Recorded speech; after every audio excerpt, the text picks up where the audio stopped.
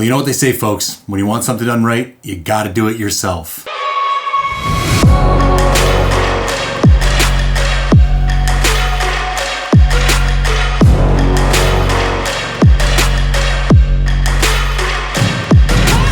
And that's why I have decided to launch the Forged Base Series. Highly technical, ultra well-defined, next to skin, base layer clothing. Now, the driving force behind this series of clothing is the belief that strength in the foundation equals performance in the field. There are all kinds of different layers of clothing that I have issues with and that I see opportunity to improve. But the fact of the matter is, if you don't start from the ground up, you're always going to have a weak system. Launching the Forged Base Series is not the only piece of news I've got for you today. If you stick around, I'm gonna tell you how you can win a Swarovski ATX 85mm spotting scope. Now, anyone who has been watching my videos for a while will know that boxers have always been a problematic layer for me.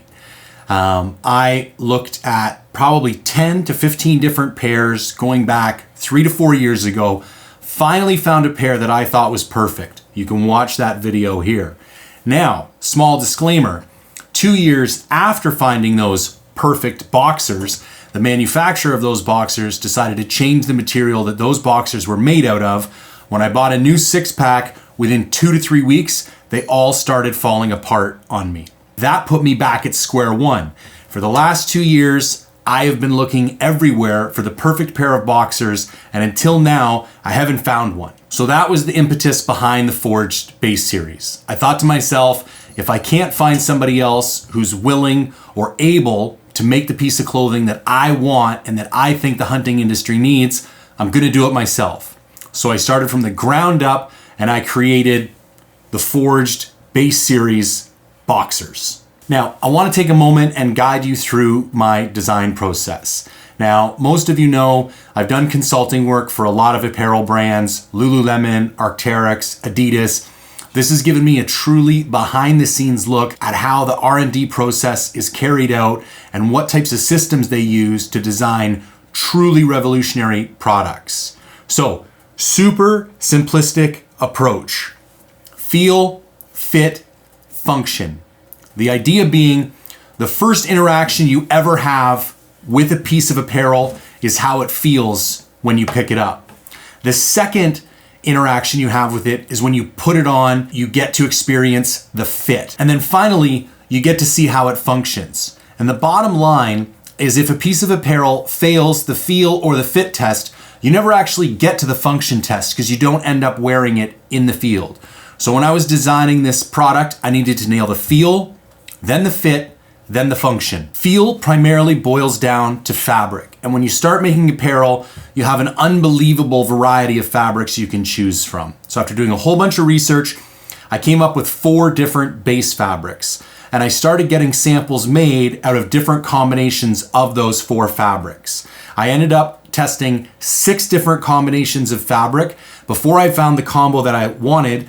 And then I had to try 3 more different combinations to get the percentage of the 2 fabrics that I ended up going with dialed in to the perfect level. Now, first up, the goal was to have a base fabric, or the fabric that the majority of the garment was made out of, be a natural bio-based fabric. Now, the reason for that is that it's antimicrobial and very efficient at wicking moisture. So what I finally ended up going with was a combination of Modal and Spandex. So Modal is a natural bio-based fabric made from the pulp of beech trees. It's softer than cotton, feels like silk, highly breathable, and wicks moisture extremely well, incredibly durable, and it resists piling and shrinkage even after frequent washings, and it will retain its shape and fit even with severe abuse.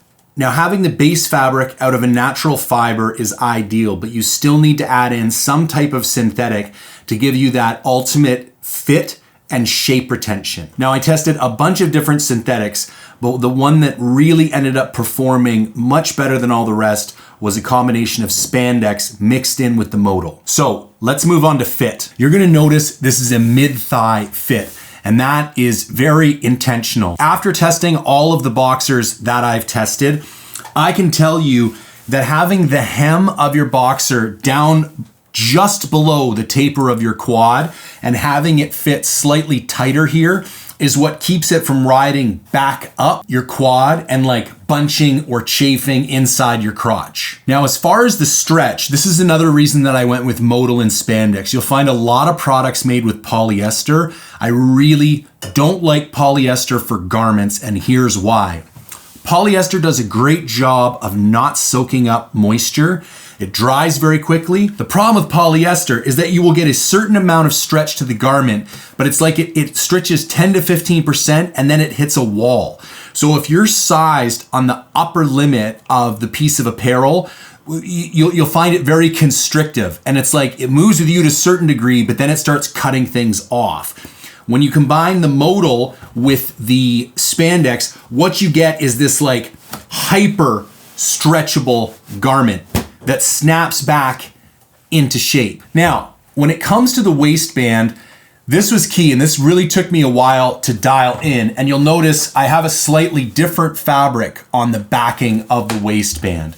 Now, when you're wearing a backpack, you have to really guard against stacking. Stacking is when you get too many layers on your hips between your skin and your hip belt of your backpack. You'll notice this a lot with thicker belts. And what happens is the weight of the backpack and the compression from trying to get that lumbar pad to stick to the small of your back and have your hips carry the majority of that weight ends up cutting into your hips, especially at the iliac crest. It can create hip flexor problems, and at the very least, it's gonna create an irritation at the skin here. So I needed a waistband that was tight, wide enough to be supportive, but also thin enough that it wouldn't create a stacking issue and create skin irritation, but still resist the urge to get pulled down when you got hot and sweaty and kind of everything's riding on your hips. And so really dialing in this waistband was key. So there is the feel and the fit. Now let's talk about the function.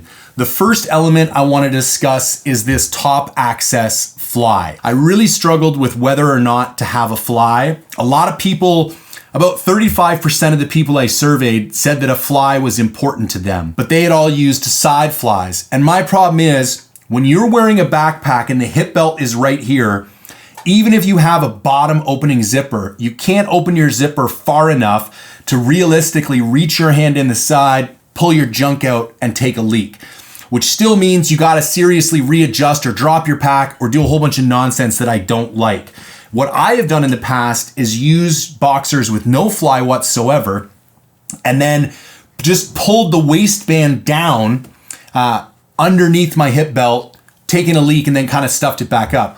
What I love about this top access fly is that you can leave your waistband tucked in underneath the hip belt of your backpack. You can reach in here, pull your junk out, take a leak, tuck it back in. You don't need a super wide opening zipper. You don't need to remove the hip belt, the waistband from underneath your hip belt, and it doesn't disturb your clothing whatsoever. Now, the hardest part of this design is that I truly wanted to design a pair of boxers meant for the backcountry. I've had some boxers that are relatively comfortable on day one, but by day 3 and 4, they completely fall apart. This is my issue with basically all merino boxers I've ever worn. Even the stuff that has blends kind of mixed in, I find after 3 or 4 days of really sweating and abuse, the shape just completely goes. And then the problem is the hems no longer grab at the bottom of your quad. The crotch kind of gets loose and baggy. You end up getting this like bunching going on in your crotch. You end up with a bunch of chafing, or the fabric just gets so loose and sloppy, your skin ends up contacting each other in the mid-thigh area. So again, going back to why fabric and function is so integral, the two things are so tied together. And that's what one of the things that took so long to test this is that I literally had to wear these for 10 days straight every time I got a sample to see if they would hold up. So one note that I would like to make, when you take these out of the wash, you're gonna notice they're about 5 to 10% tighter. And if you just grab the waistband, give it a bit of a tug, grab the top and the bottoms and give them a bit of a tug, it'll just kind of like loosen up the boxer a little bit. And what you're gonna notice is that you will have the exact same fit and function on day 10 of a backcountry hunt that you have on day 1 of a backcountry hunt. When it comes to the pouch, I don't like those ballpark pouches. I realize some people do, but I find I actually get cinching and it's just uncomfortable to me the way they kind of pinch everything in there. So I wanted a pouch that would kind of be supportive and hold your junk out from your thighs so that wouldn't, get overheated or wasn't chafe, or you wouldn't find your balls sticking to your legs. But I didn't like that full ballpark kind of pouch idea. So I went with a hybrid pouch, still enough room to keep it out from the legs, but not so much that you felt like the cinching that you do with some of those other brands. In addition to that, I used a secondary mesh fabric in the hot spots. So you're gonna notice the crotch here is made out of a mesh fabric, and then the inner thigh on both sides is made out of a mesh fabric. And the idea there is that I want to be able to evacuate more heat out of the areas that get the hottest. And finally, as far as function goes, they needed to be super durable and there needed to be no chafing. I can tell you, I've been testing these boxers for the last 6 months. I have taken them on multiple hunts and they have performed extraordinarily well. My goal was to have a pair of boxers that you didn't think about after you put it on. You shouldn't have to be constantly readjusting yourself. You shouldn't have to be constantly pulling the legs down to stop the bunching going on in the inner thighs. You should literally put them on and forget that you're even wearing them. All right, I still have some more details to share, but quick update regarding bear hunts in British Columbia. So I am quickly booking up for the spring of 2025. I still have a couple of spots left for early May and early June. If you want to get in touch with me, jay@mindfulhunter.com, and I'm still offering promotional pricing for my intro year, which will be 2025. These are any weapon spring bear hunts in the mountains of British Columbia, jay@mindfulhunter.com. Let's talk a little bit about the sizing process, because this is something that I find very frustrating with a lot of other brands. So I'm going to give you 2 different ways to size these boxers before you order them. One is going to be with another pair of boxers. So you'll notice on the sizing chart on the website, which I'm going to put on the screen right now, I'm going to show you 2 different ways to measure the boxers. So number 1 shows the width of the boxers. So if you take a tape measure and measure from here to here, that is what's going to give you that measurement you see on the sizing chart. So one option is to take a pair of boxers that currently fit great, lay them out, measure from one side to the other. Don't stretch, don't do anything, just lay it and measure it. And then look for a pair of boxers on Forged with the same measurement. The length doesn't really matter as far as fit goes. You really want to focus on this waist. Now, the second way to measure is to measure around your waist. And this is going to be either right at the iliac crest, which is right where your belt rides, or where the waistband of your boxers would be. And you literally take a tape measure and put it right around your waist and measure the entire circumference of your waist, and then compare that to the sizing chart on the site.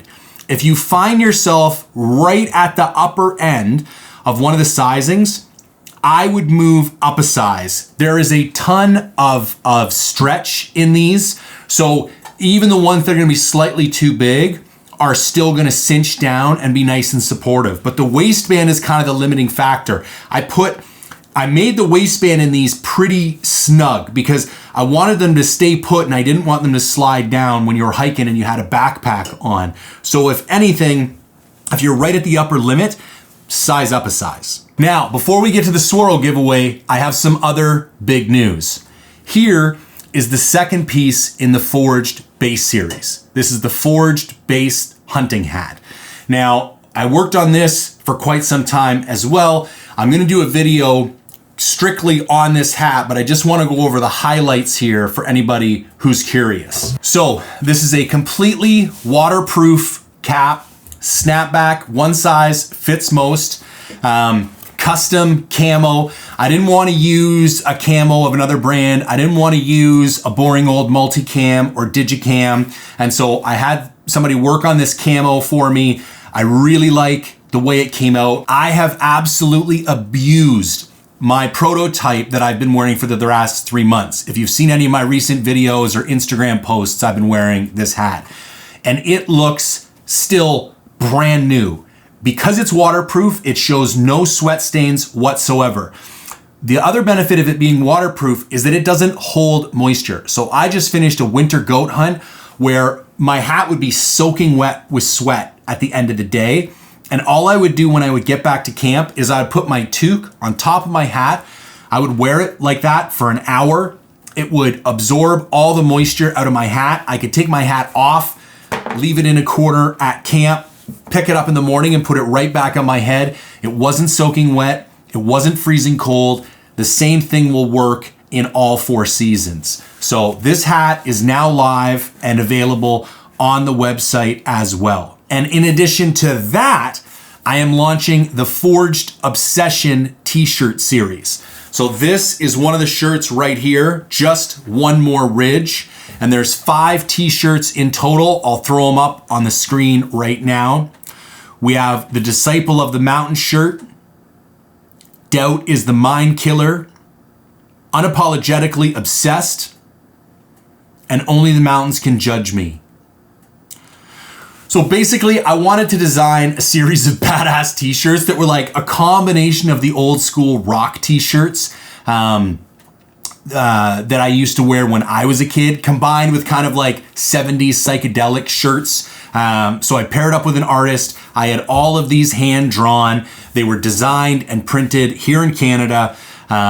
I'm really happy with how they turned out. I wanted to come up with sayings and slogans and kind of phrases that really struck at the heart of what hunting means to me and what I know it means to a lot of you. So the entire 2025 Forged drop is now live on the site. The Forged base series with the boxers and the hat, the Forged Obsession collection with the 5 new shirts, and then the OG collection with 2 hoodies, crew necks, the other t-shirts, all of that stuff. The entire website is 10 to 20% off right now. And finally, here's the information about the Swarovski giveaway. So between now and April 30th, 2025, every $5 you spend will get you 1 entry to win a Swarovski ATX 85mm spotting scope. Full contest rules are on my website, but the only thing you need to do to enter is make any purchase, and for every $5 you spend, you will get 1 entry to win the Swarovski ATX spotter. Now, before we wrap this up, one more giveaway I'd like to mention. For anyone who joins Mindful Reviews between now and April 30th, I'm giving away a pair of Zulu 10s from Sig Sauer. These are 15 power binoculars, valued at $1,700 USD. The only thing you need to do to be entered is to be a member between now and April 30th, 2025. That's mindful-reviews.com.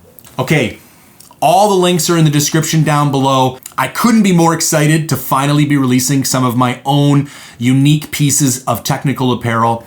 I would love to hear the feedback from you guys. What do you like? What do you not like? I've made a living out of criticizing other people's products, so please don't hold back. If there's things you don't like, I got tough skin. You can let it go. I'm always looking to improve these products, so if we find areas where we can make them better, then that's what I'm gonna do. I do have a couple more products currently under development. I'm not gonna get into them right now, but you can definitely expect to see some more coming your way in 2025.